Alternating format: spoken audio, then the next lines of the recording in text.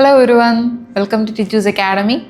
So ഇന്നത്തെ ഈ വീഡിയോയിൽ നമ്മൾ പറയാൻ ഉദ്ദേശിക്കുന്നത് OET റീഡിംഗ് എടുക്കുന്ന സമയത്ത് 3 പാർട്ടുണ്ട്, നമുക്ക് എല്ലാവർക്കും അറിയാം. സോ അതിൽ ഏറ്റവും കൂടുതൽ ടഫായിട്ട് മിക്ക സ്റ്റുഡൻസിന് തോന്നുന്നത് പാർട്ട് സി ആണ്. അതുകൊണ്ട് തന്നെ നമ്മൾ കണ്ടുവരുന്ന ഒരു ട്രെൻഡ് എന്ന് പറഞ്ഞാൽ റീഡിംഗ് പാർട്ടേ അങ്ങ് കൂടുതലായിട്ട് പ്രാക്ടീസ് ചെയ്ത് അല്ലെങ്കിൽ അത് കുറച്ചും കൂടി ഈസി ആക്കാനായിട്ട് ശ്രമിക്കുന്നത് കാണാറുണ്ട്. ഇങ്ങനെ ശ്രമിക്കുന്നതിൻ്റെ കൂട്ടത്തിൽ OET റീഡിങ്ങിൽ കുറച്ച് ഡൗട്ട്സ് ഇടയ്ക്കിടയ്ക്ക് വന്ന് കാണാറുണ്ട്. ആ ഒരു ഡൗട്ട്സ് ആണ് ഇന്നത്തെ ഈ വീഡിയോയിൽ നമ്മൾ നോക്കുന്നത്. മേജർലി നോക്കുന്നത് എന്താണെന്ന് ചോദിച്ചു കഴിഞ്ഞാൽ, നമുക്ക് പാരാഫ്രേസ് ചെയ്ത് റീഡിംഗ് പാർട്ട് എഴുതാൻ പറ്റുമോ, അല്ലെങ്കിൽ അതിൻ്റെ അകത്ത് എക്സ്ട്രാ, അതായത് ക്വസ്റ്റ്യനിൽ ആ വാക്കുകൾ തന്നിട്ടുണ്ട് അതും കൂടെ ആഡ് ഓൺ ചെയ്ത് ആൻസറിൽ എഴുതാൻ പറ്റുമോ, അല്ല എങ്കിൽ ഞാനൊരു നമ്പർ മാത്രം എടുത്ത് എഴുതിയാൽ ആൻസർ കിട്ടുമോ എന്നൊക്കെ ഉള്ള ഡൗട്ട്സ് ഉണ്ട്. സോ ആ ഡൗട്ട്സിനൊക്കെയുള്ള ആൻസറുമായിട്ടാണ് ഇന്നത്തെ ഈ വീഡിയോ. സോ ഇതിൽ നമുക്ക് പ്രാക്ടീസ് സെക്ഷൻ ഉണ്ട്. ഈ ഒരു ആക്ടിവിറ്റി വെച്ചിട്ട് നമ്മളുടെ ഈ ഡൗട്ട്സ് എല്ലാം ക്ലിയർ ചെയ്ത് തരുന്നതായിരിക്കും. പോകാം വീഡിയോയിലേക്ക്. Let's start with our small session for OET reading part A.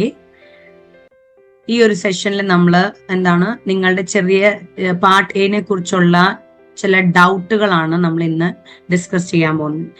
എപ്പോഴും ടിപ്പിക്കലായിട്ട് ചോദിക്കപ്പെടുന്ന ചില ചോദ്യങ്ങളാണ് പാർട്ട് എയില് ഇങ്ങനെ ചെയ്യാമോ അങ്ങനെ ചെയ്യാമോ എന്ന് ചില ചോദ്യങ്ങൾ ടിപ്പിക്കലായിട്ട് ചോദിക്കപ്പെടുന്നുണ്ട്. അപ്പൊ അതിന്റെ കുറച്ച് ആൻസേഴ്സുമായിട്ടാണ് ഞാൻ ഇന്നത്തെ ഒരു ചെറിയൊരു സെഷനിൽ വന്നിരിക്കുന്നത്.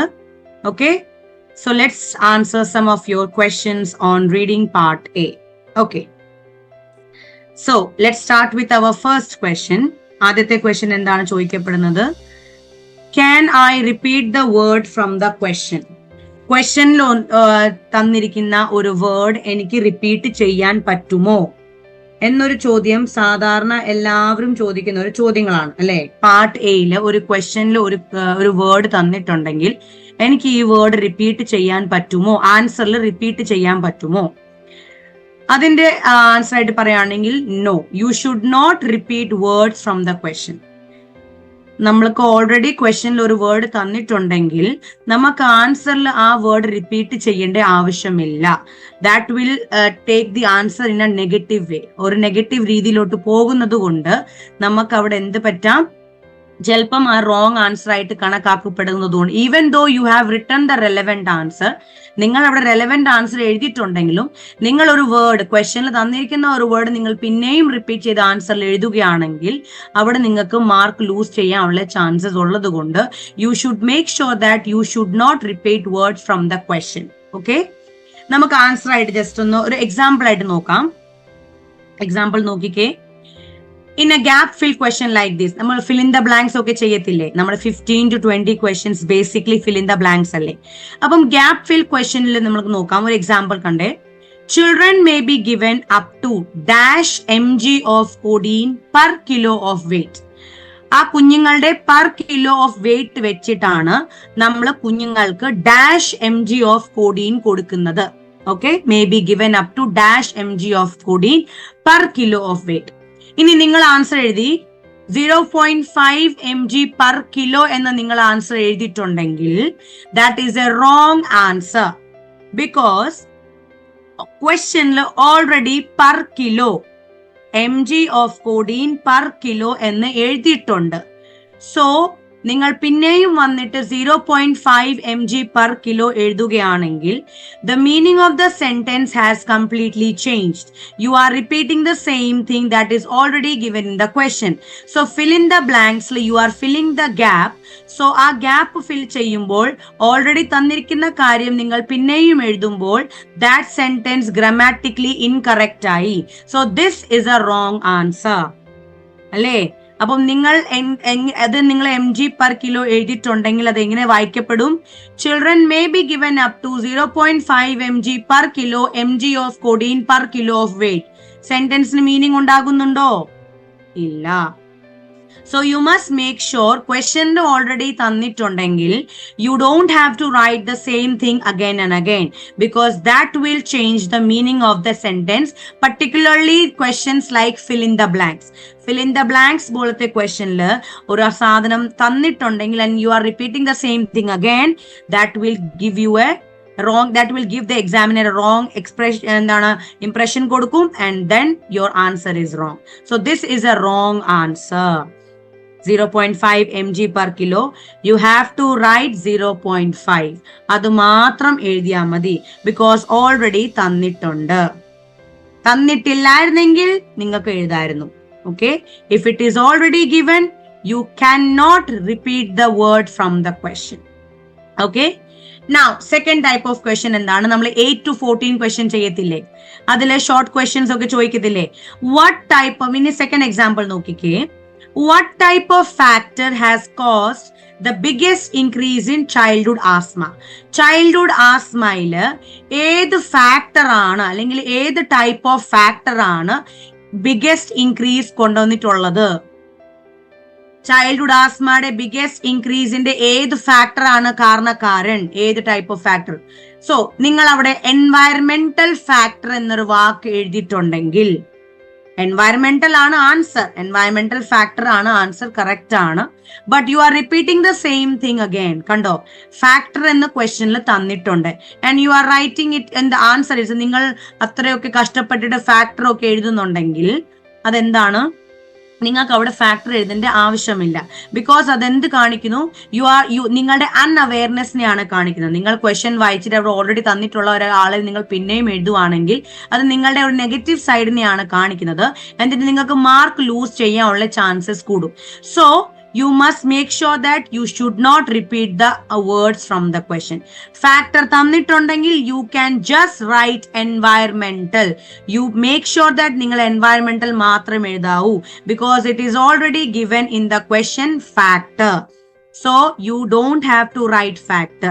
Relevant ആയ ആൻസർ നിങ്ങൾ എഴുതിയിട്ടുണ്ടെങ്കിലും നിങ്ങൾ ഒരു ചെറിയൊരു മിസ്റ്റേക്ക് ഇവിടെ ചെയ്യുന്നത് കൊണ്ട് you have a chance to lose the mark. So make sure that you should not repeat the words from the question. Okay?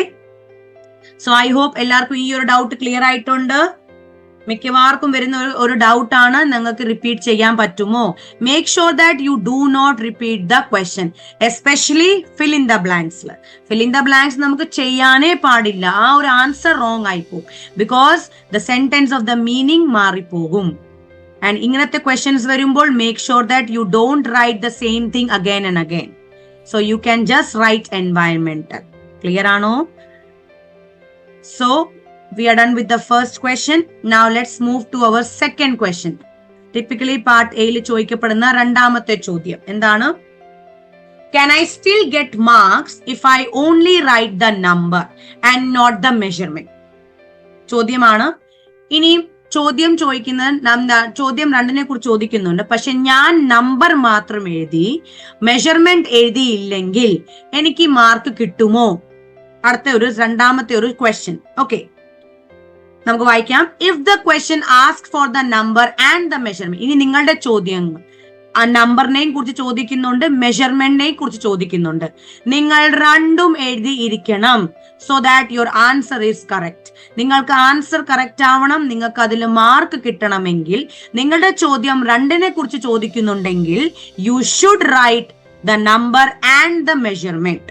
Okay, ഇനി ഒരു ക്വസ്റ്റ്യൻ നമുക്ക് നോക്കാം. If the question is, an example നമുക്ക് നോക്കാം.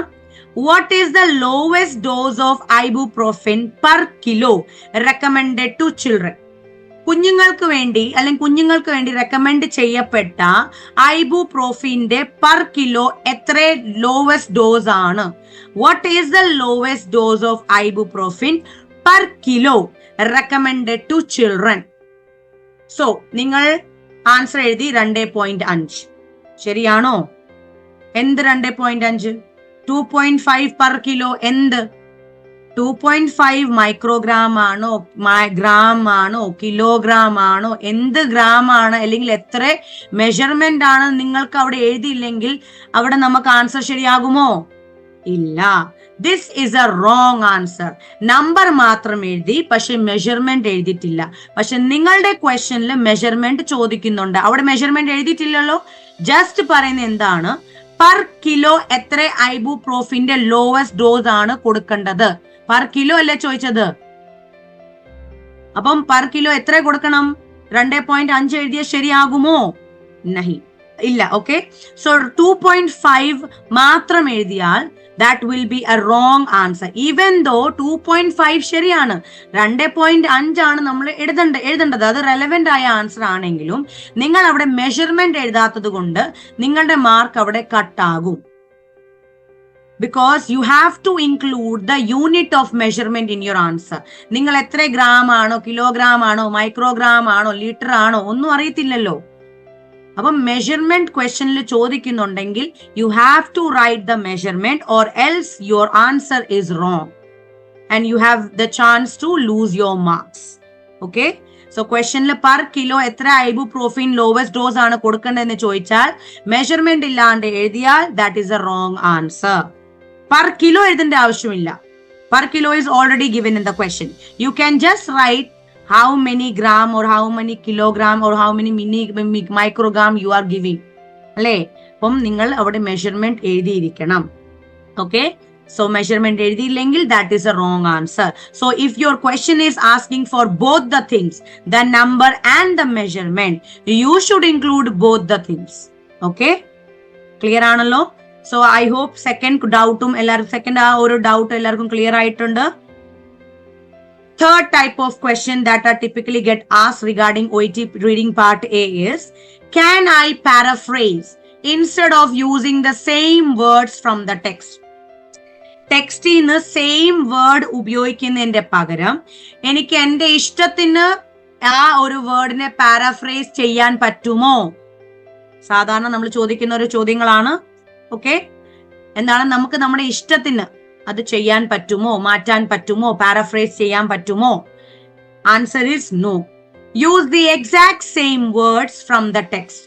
Exact same word ആണ് നമ്മൾ ഉപയോഗിക്കേണ്ടത്. ടെക്സ്റ്റിൽ അല്ലെങ്കിൽ നിങ്ങൾക്ക് തന്നിരിക്കുന്ന പാർട്ട് എയിൽ ടെക്സ്റ്റിൽ എങ്ങനെയാണ് അവിടെ എഴുതിയിരിക്കുന്നത് അങ്ങനെ തന്നെ നിങ്ങൾ എഴുതുകയാണെങ്കിൽ that will show how precise you are. അല്ലെ, നിങ്ങൾക്ക് എത്ര നല്ല രീതിയിൽ കാര്യങ്ങൾ ചെയ്യാൻ പറ്റുന്നുണ്ടെന്ന് അതാണ് കാണിക്കുന്നത്. എക്സാമ്പിൾ നോക്കിക്കേ, ഇൻസ്റ്റെഡ് ഓഫ് ചിൽഡ്രൻ, ഇപ്പൊ നിങ്ങളുടെ ആർട്ടിക്കലിനകത്ത് അല്ലെങ്കിൽ നിങ്ങളുടെ ടെക്സ്റ്റിനകത്ത് ചിൽഡ്രൻ തന്നിട്ടുണ്ട്, എന്നിട്ട് നിങ്ങൾ ഇവിടെ വന്നിട്ട് you are writing young adults. Young അഡൾട്ട്സും ചിൽഡ്രനും സെയിം ആണ്. But instead of writing children you are writing young adults. അത് തെറ്റാണ്. ബിക്കോസ് ആർട്ടിക്കിളിൽ അല്ലെങ്കിൽ പാരഗ്രാഫിൽ എങ്ങനെയാണോ തന്നിരിക്കുന്നത് നിങ്ങൾ അങ്ങനെയാണ് അവിടെ എഴുതേണ്ടത്.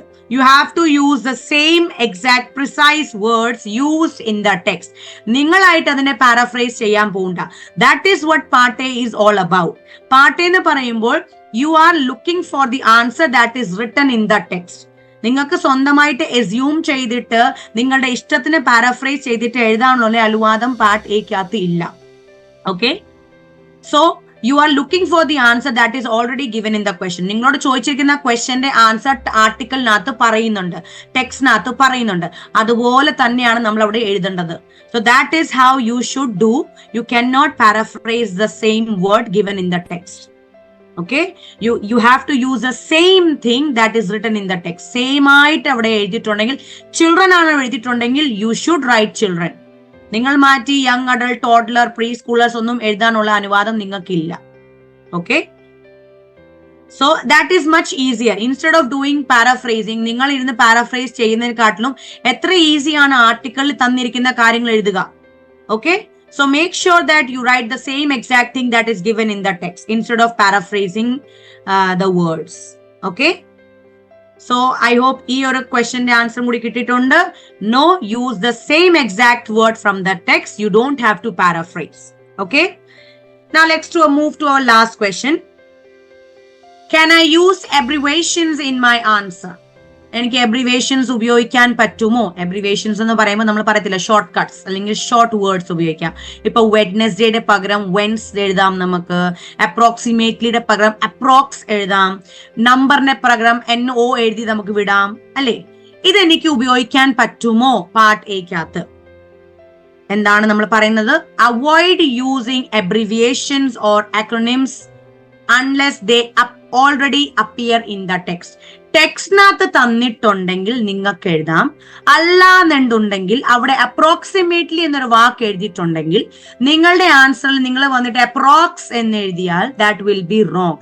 ബിക്കോസ് നിങ്ങളുടെ പാരഗ്രാഫിൽ they are specifically saying approximately, they are specifically saying figure, they are specifically saying quality of life. നിങ്ങൾ ഇവിടെ വന്നിട്ട് QOL എഴുതാനുള്ള അനുവാദം നിങ്ങൾക്കില്ല.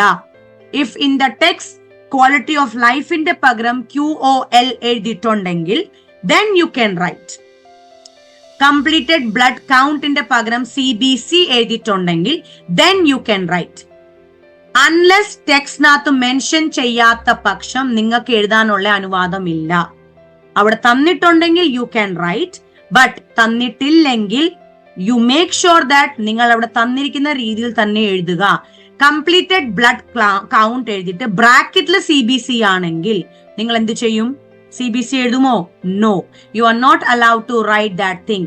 അവിടെ കംപ്ലീറ്റഡ് ബ്ലഡ് കൗണ്ട് എന്ന് അവിടെ എഴുതിയിട്ടുണ്ടെങ്കിൽ എന്നിട്ട് ബ്രാക്കറ്റിലാണ് CBC എഴുതിയിട്ടുണ്ടെങ്കിൽ you have to write completed blood count.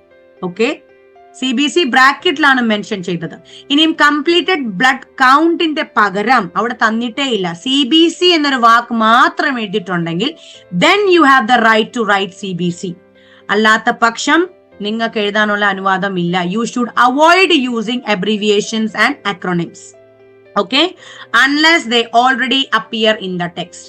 If you change your response to the question, ഇപ്പം ചോദിച്ചിരിക്കുന്ന ക്വസ്റ്റ്യനിൽ നിങ്ങൾ നിങ്ങളുടെ ആൻസർ മാറ്റുകയാണെങ്കിൽ you are not demonstrating your skill of accurately identifying the exact information in the text. കണ്ടോ, ഞാൻ നേരത്തെ പറഞ്ഞ പോലെ തന്നെ നിങ്ങളുടെ ഇഷ്ടത്തിന് നിങ്ങൾ ആൻസർ മാറ്റുകയാണെങ്കിൽ അതെന്ത് കാണിക്കുന്നു?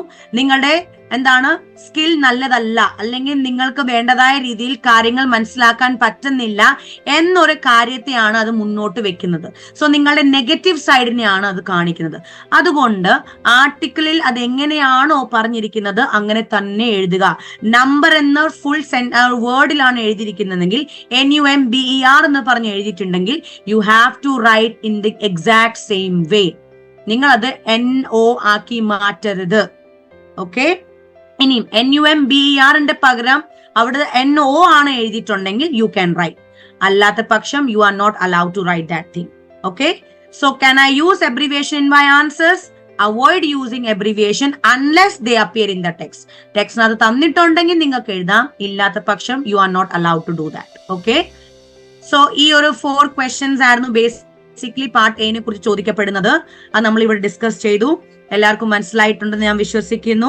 And there are few more questions on regarding part A. അത് നമുക്ക് അടുത്ത സെഷനിൽ ക്ലിയർ ചെയ്യാം. സോ ഐ ഹോപ്പ് എല്ലാവർക്കും മനസ്സിലായിട്ടുണ്ട്. Thank you so much.